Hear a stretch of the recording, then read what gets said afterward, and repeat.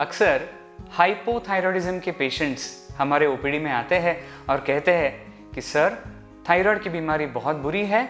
इस बीमारी की वजह से मेरा वजन 15 किलो, 20 किलो, 25 किलो बढ़ गया। बहुत लोगों को सवाल होता है, क्या मैंने थायराइड की दवाई चालू कर दी तो मेरा मोटापा घट जाएगा? क्या सच में थायराइड की बीमारी की वजह से ये मोटापा है? Hello, I am doctor Yashpal Gogate, consultant endocrinologist, And myself, Dr. Tushar Godbole, consultant pediatric endocrinologist. Welcome to our YouTube channel, Harmony in Health. And in today's episode, we will learn about obesity and hypothyroid, यानी कि thyroid की बीमारियां और मोटापा, क्या इसका संबंध है?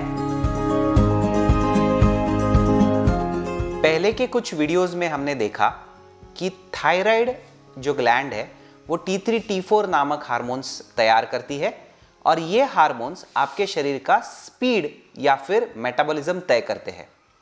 अब हाइपोथायराइडिज्म यानी अंडर एक्टिव थायराइड ग्लैंड की बीमारी में आपके शरीर का ये स्पीड या मेटाबॉलिज्म कम हो जाता है। सो ये सोचना स्वाभाविक है कि जब भी मेरा स्पीड या मेटाबॉलिज्म कम हो जाएगा तो अपने आप मेरी एनर्जी खर्च करनी कम हो जाएगी और मेरा वजन बढ़ने लगेगा। अब बात करते हैं ओबेसिटी यानी कि मोटापे के बारे में।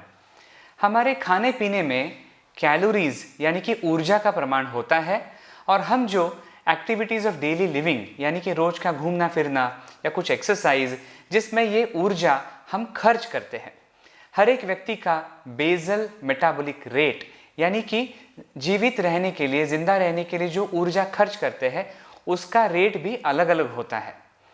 हमारे एनर्जी इनटेक यानी कि कैलोरीज का इनटेक और कैलोरी एक्सपेंडिचर, इसमें जो फर्क है, अगर वो फर्क पॉजिटिव है यानी कि हम खर्च करने से ज़्यादा ऊर्जा जमा कर रहे हैं तो ये ज़्यादा कैलोरीज, ज़्यादा ऊर्जा शरीर में चर्बी के तौर पे जमा होगा, जिसको हम लोग कहते हैं ओबेसिटी। इस मोटापे में जो चर्बी जमा होती है वो पूरे शरीर में जमा होती है, लेकिन हम इंडियंस, भारतीय लोगों में ये चर्बी अधिकतर मात्रा में पेट में जमा होती है, जिसको हम कहते हैं सेंट्रल टाइप ऑफ ओबेसिटी। चलो अब देखते हैं हाइपोथायराइडिज्म और ओबेसिटी को कैसे लिंक किया जाए।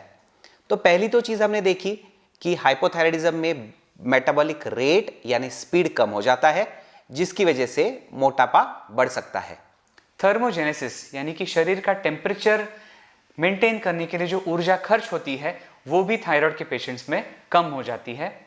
साथ में हाइलोरोनिक एसिड नाम का एक पर्टिकुलर मटेरियल जमा होता है जो वाटर को रिटेन करके रखता है, जिसकी वजह से सूजन बढ़ती है। और अंत में हाइपोथायराइड के मरीजों में किडनीज में से जो एक्स्ट्रा पानी है वो बाहर फेंकने की प्रक्रिया कम होती है, तो पानी शरीर में भर जाता है, जिसकी वजह से सूजन आ जाती है। सो अगर इसको हम शॉर्ट में बताना चाहे तो हाइपोथायराइड के मरीजों में मोटापे से भी ज्यादा सूजन ज्यादा होती है। सूजन यानी क्या? ओवरऑल शरीर में पानी ज्यादा होना। थायराइड के मरीजों में ये सूजन आपको अक्सर चेहरे पे दिखाई देती है। सो नींद में से उठने के बाद अगर आपके चेहरे पे और हाथों की उंगलियों पे, पैरों की उंगलियों पे अगर सूजन है तो वो थायराइड का लक्षण हो सकता है। मोटापा आपको अक्सर पेट के आजू बाजू में दिखाई देता है, तो मोटापा और सूजन में फर्क करना बहुत बहुत जरूरी है। ये सूजन या वाटर रिटेंशन की वजह से आपका वेट लगभग 2 से 4 किलो तक बढ़ सकता है। इससे ज्यादा अगर आपका वेट है, सो आपके आइडियल बॉडी वेट के ऊपर 2 से 4 किलो के ऊपर अगर आपका वेट है तो ये वजन आपका थायराइड की वजह से नहीं है। हाइपोथायराइडिज्म में सूजन होती है और मोटापा नहीं होता है। हाइपोथायराइडिज्म को ट्रीट करने के लिए लीवोथायरॉक्सिन नामक दवाई लगती है। और मोटापा ये एक लाइफस्टाइल संबंधित बीमारी है। आपके मोटापे के लिए, आपके ओबेसिटी के लिए, आपके थायराइड को प्लीज ब्लेम ना करें। आपको मोटापे की समस्या है तो उसके लिए आपको डाइट और एक्सरसाइज फॉलो करना होगा और कभी कभार एक्सपर्ट डॉक्टर की सलाह से आपको मोटापे की दवाइयाँ भी लेनी पड़ेंगी। सो डियर व्यूअर्स, आज के इस एपिसोड में हाइपोथायरॉयडिज्म और ओबेसिटी यानी कि मोटापा, इसके बारे में हमारे समाज में जो मिथ्स है, जो गलतफहमी है, उसको दूर करने की हमने एक छोटी सी कोशिश की है।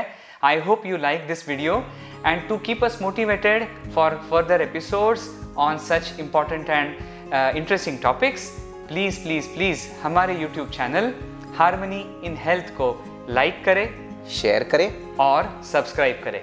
Until then, goodbye.